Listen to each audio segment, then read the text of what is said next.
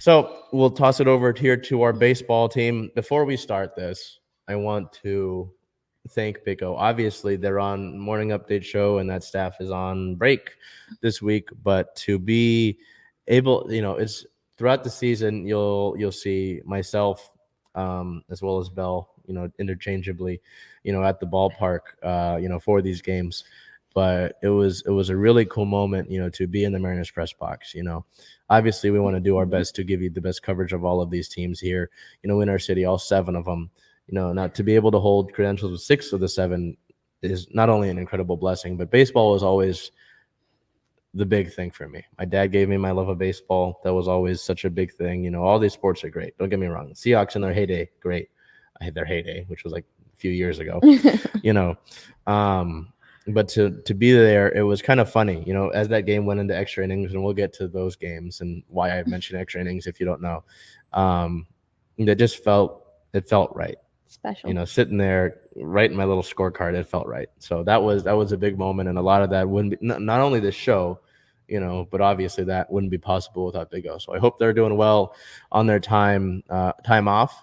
But with that being said, we've got scores to give you. So we'll get into that here in the game recap for the past week for our Seattle Mariners Baseball Club. The Mariners had two series over the past week that we've got covered. The Rangers and the Kansas City Royals. On the 19th, the team played the Rangers in the first game of the three-game series, winning that game 6-2. Player of the game, third baseman Eugenio Suarez, going 1-for-4 with 1 run and 3 RBIs. On the 20th versus the Rangers, a 4-2 win, taking the series.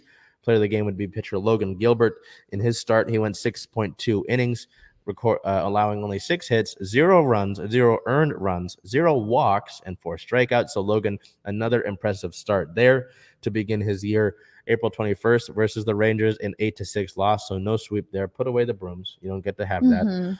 Player of the game, shortstop J.P. Crawford, going 1-for-4 with 1 run and a 1 run, 3 RBIs, and a walk.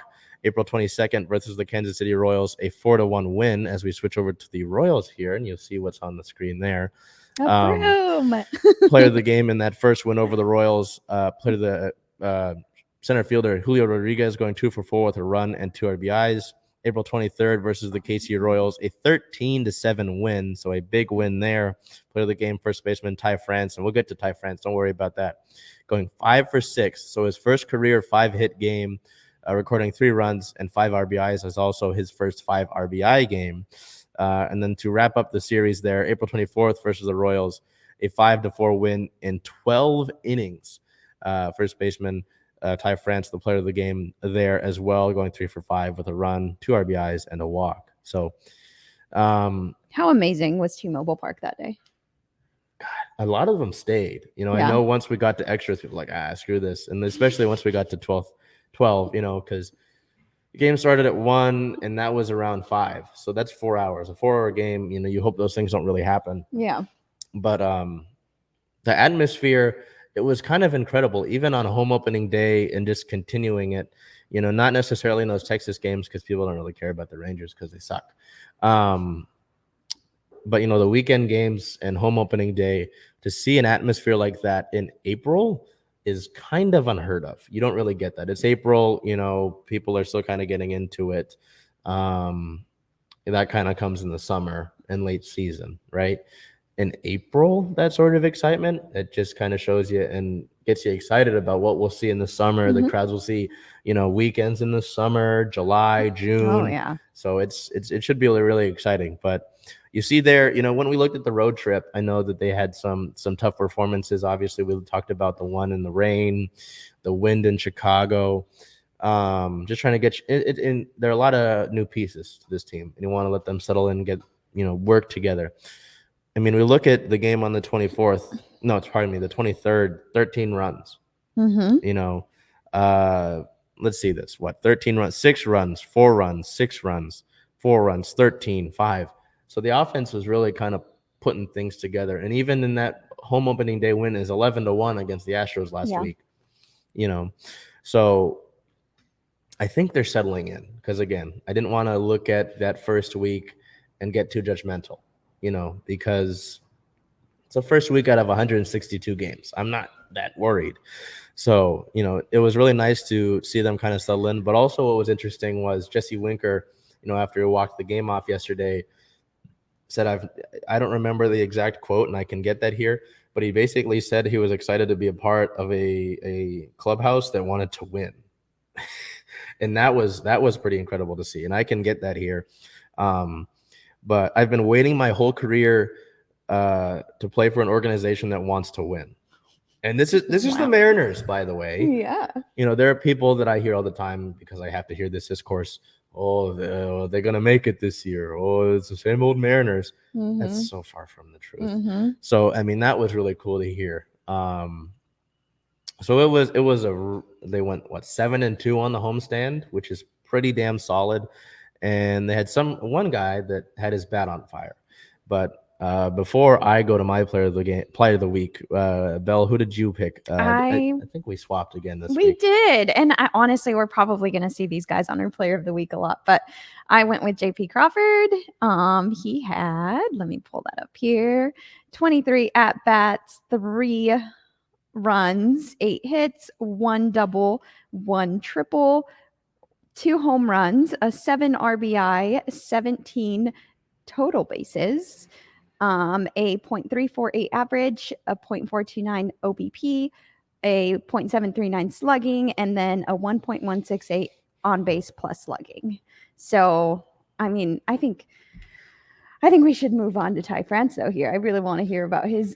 Well, before that, I think it's important to note, even before the homestand, right? JP was putting together a solid season, and maybe it's just because he doesn't hit a ton of home runs or whatever, or isn't. Yeah, I wouldn't say he's not flashy. I think he's flashy. I think he's got his own flash. But I think he's putting together a really solid season.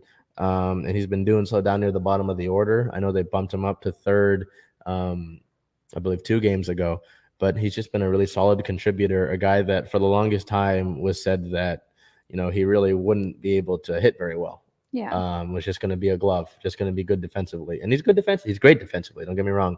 He's had some errors at the beginning of the season, but it's early season again. But, to be able to contribute, what was that? We look back here. I mean, just look at those. I mean, he even had the 2 homers over the past week. Yeah. So coming off of that extension, and of course, you're a guy on the list now. People are crying out for an extension for him. So I hope so. But I don't want his shine to go unnoticed. Yeah, definitely. But with that being said, Mr. France here. I mean, over the past week, can I have you look at those? I mean, it was a pretty impressive list. And those last few games, I mean, we look at the 5-hit game, the 5 RBI game, the same thing. He's always been a solid hitter. But I'll just have you look at the stats. Yeah, so Ty France's stats for the last week: 26 at-bats, 7 runs, 13 hits, 1 double, 3 home runs, a 10 RBI, 23 total bases. What else do we have here? 2 walks, a 500 average, a .552 on base percentage, a .885 slugging percentage, and a 1.436 on base plus slugging. That speaks for itself. Yeah, I mean, it speaks for itself. Does. And on top of that, being a guy that last year was snubbed for a Gold Glove nomination at the first base, he was like 100. He was like totally perfect in fielding percentage. He had really good zone defense. I mean, it was a guy that he should have won a Gold Glove too, on top of his offense. So 2 guys again they're really good friends, but also big parts of the offense, not only defensively, big parts of the infield, not only defensively, but also on the offensive side of the ball, obviously. So yeah, I think, like you said, I think we'll be rotating these guys a decent amount throughout the season. So we go to look at the injury news here. And this is where things get kind of interesting for our Mariners, because you see this last homestand, and most of this homestand was played without these guys. So we look over here on the 19th, Luis Torrens was placed on the injured list. On the 20th, Paul Sewald was placed on the injured list. These are COVID, by the way. Are they? Well, Paul Sewald was, sorry. I don't know about Torrens. Okay. Manager Scott Service, and Coach Maniacta were also placed on COVID IL. So Coach Christopher Negron was named the acting manager. Negron had actually coached the Tacoma Rainiers last year as a manager, so he had some experience in that regard. On the 25th, Terens was activated from the IL, so just a little bit ago today.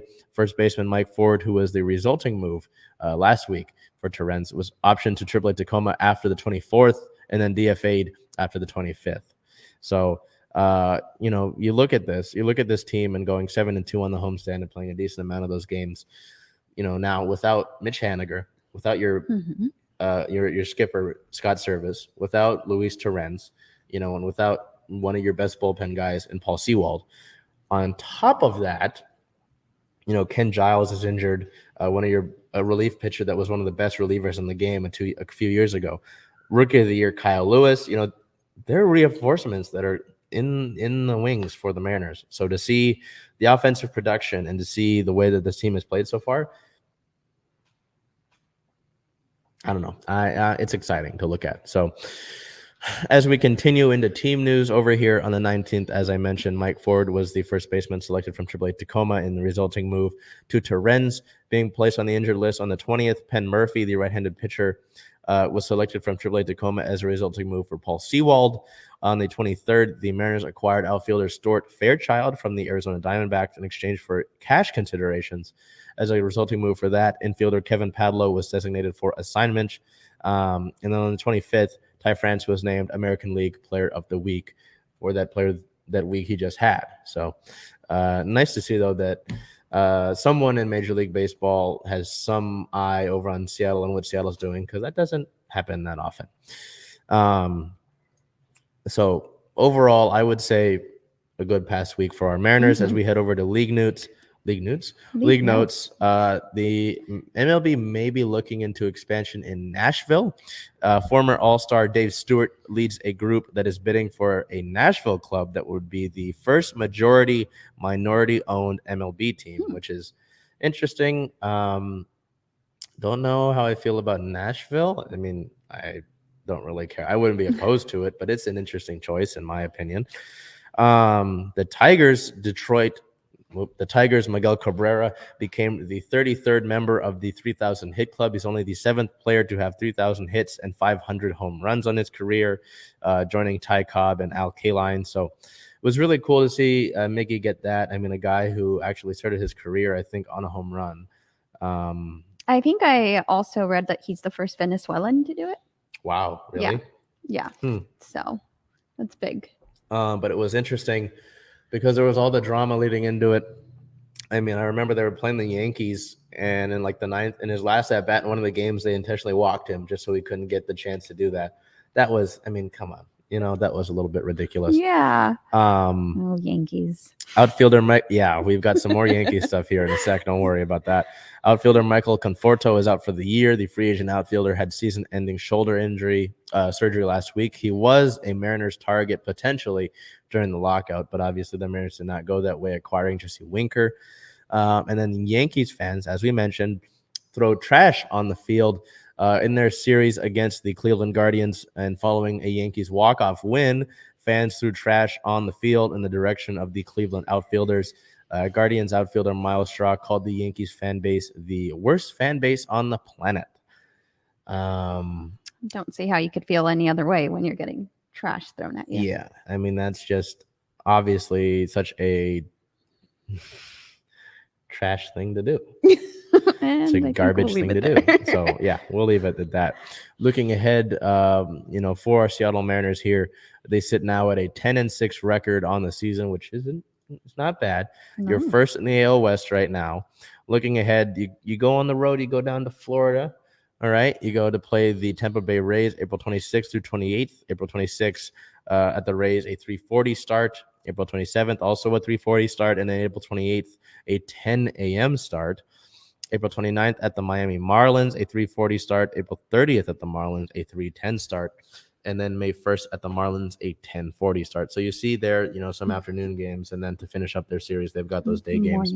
Yeah. I don't know. It should be an interesting road trip because the Rays, for a decent amount of time here, have been a solid contending team, reaching the World Series. The Marlins haven't been good in a while. So it's still early season, and I'll preach this throughout the year. The most important thing to me for a playoff team is the team that is figuring out how to get back to the playoffs, just to win series. You don't have to get the sweep every time, but like with these games of 3, win 2 out of 3, Yeah. and then move on. Let's hope they could keep their. That's how I look at that.